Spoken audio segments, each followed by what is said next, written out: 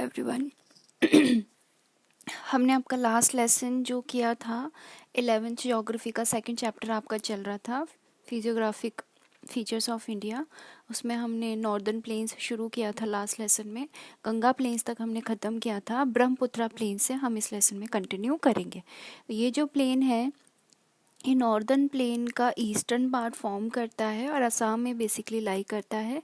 इसको ब्रह्मपुत्रा वैली और असम वैली और असम प्लेन भी बोलते हैं क्योंकि इसका मोस्ट ऑफ जो पार्ट है वो ब्रह्मपुत्रा वैली में ही लाई करता है।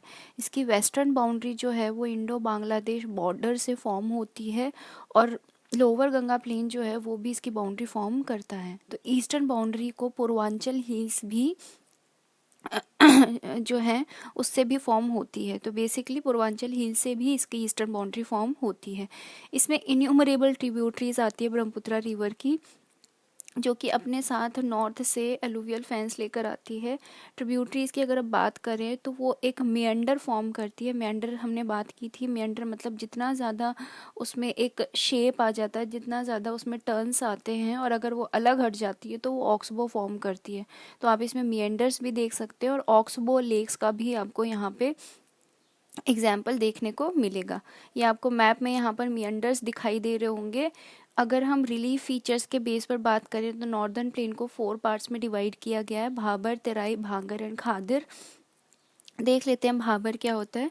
तो भाबर वो होता है जब अपने साथ में जो भी डिसेंडिंग फॉर्म ऑफ माउंटेन्स होते हैं, मतलब जो पुरानी मिट्टी होती है, जो पेबल्स होते हैं, जो रिवर्स अपने साथ डिपॉजिट करके लेकर आती है और बहुत टाइम तक वो पड़ी रहती है, तो वो 8 से 16 किलोमीटर की ये जो विड्थ होती है और ये शिवालिक के पैरेलल चलती है। अगर हम इन रीजन्स की बात करें तो भाबर जो है एक स्लोपिंग कोर्स होता है अलुवियल जोन के नीचे, जैसे शिवालिक हिल्स में भी आपको मिलेगा, और ये बाद में फिर परमिएबल सेंटिमेंट्स जो होते हैं इसमें ये डिपॉजिट हो जाते हैं। तो अंडरग्राउंड वाटर लेवल जो होता है इसमें बहुत ही नीचे होता है और इसी वजह से ये इतनी फर्टाइल नहीं हो पाती।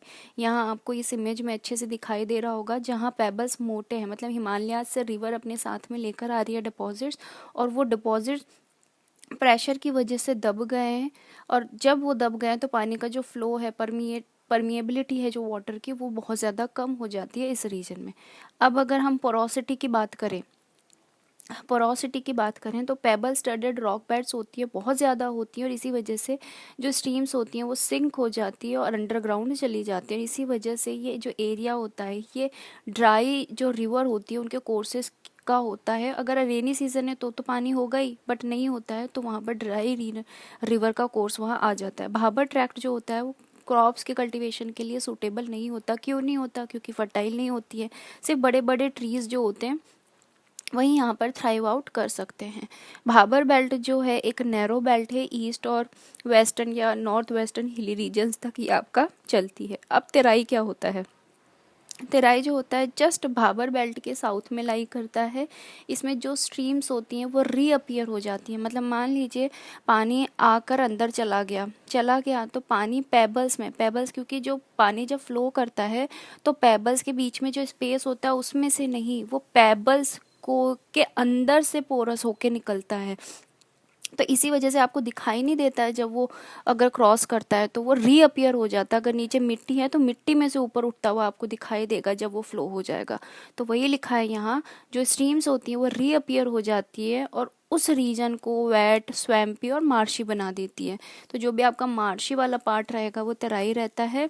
ये रीजन जो होता है उसमें full of forest, wild life होती है और इसको आप क्लियर करके एग्रीकल्चरल लैंड में कन्वर्ट कर सकते हैं अगर जैसे आपके माइग्रेंट्स का सेटलमेंट बहुत ज़्यादा बढ़ रहा है तो ये थिकली फॉरेस्टेड रीजन जो होता है यहाँ आपको वाइल्ड लाइफ भी बहुत ज़्यादा मिलेगी। जैसे अगर हम एग्जांपल्स की बात करें तो जिम कॉर्बेट नेशनल पार्क जो उत्तराखंड में है, काजीरंगा नेशनल पार्क जो असम में है, वो सब तेराई रीजन में ही लाई करते हैं। सबसे इम्पॉर्टेंट जो होता है वो है आपका खादर रीजन।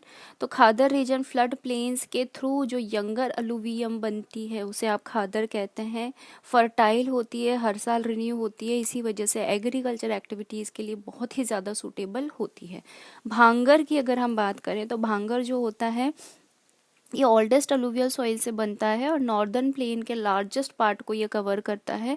ये फ्लड प्लेन्स के जस्ट ऊपर वाला पार्ट होता है और इसी वजह से ये टेरेसेस की फॉर्म में आपको दिखाई देता है।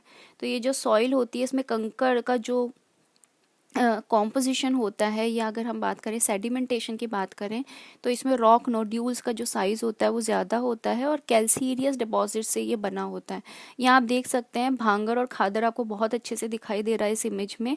ये जो आपको मियंडर्स भी दिखाई दे रहे हैं रिवर के फ्लड प्लेन में, तो ये जो इसके जस्ट साथ साथ जो भी सॉइल है ये आपकी खादर है और ये ऊपर जो जम गया है डार्क ग्रीन में ये आपका भांगर है। तो जैसे आपके नॉर्मल कंडीशन में तो इस तरीके की रहेगी, फ्लड कंडीशंस में जो सॉइल है आपकी खादर वो पूरा फ्लो कर जाती है क्योंकि पानी नीचे से रीअपियर हो जाता है। यहाँ आपको मेंडर्स की फॉर्म में फ्लड प्लेन्स में किस तरीके से फ्लो होता है, रिवर ब्लफ्स कैसे बनते हैं यहाँ इमेज में दिखाया हुआ है। और ये जो सिंगल इमेज है इसमें भी आपको वही चीज़ दिखाई हुई है कि किस तरीके से रिवर के जो डिपॉजिट होते हैं, फर्टाइल डिपॉजिट जो आपके खादर डिपॉजिट होते हैं वो रिवर के साइड में किस तरीके से डिपॉजिट हो जाते हैं और जैसे जैसे पुराने होते जाते हैं वो बहुत ज़्यादा डिस्टेंस में एक दूसरे के ऊपर डिपॉजिट होते जाते हैं। अब इसके बाद हम बात करते हैं पेनिनसुलर प्लेट्यू की। पेनिनसुलर प्लेट्यू जो होता है एक टेबल लैंड आप मान सकते हैं जो इग्नियस और मेटामॉर्फिक रॉक से मिलकर बना होता है। ओल्डेस्ट रॉक होती है क्योंकि ये जो भी आपका गोंडवाना लैंड जब हमने किया था ना, पेंजिया पेंजिया के दो पार्ट हुए थे, तो गोंडवाना लैंड के ही रॉक का ये रिजल्ट होता है। ब्रॉड होता है, शैलो वैलीज आपको यहाँ मिलेंगी, राउंडेड हिल्स मिलेंगी, रेंजेस मिलेंगे यहाँ। तो इस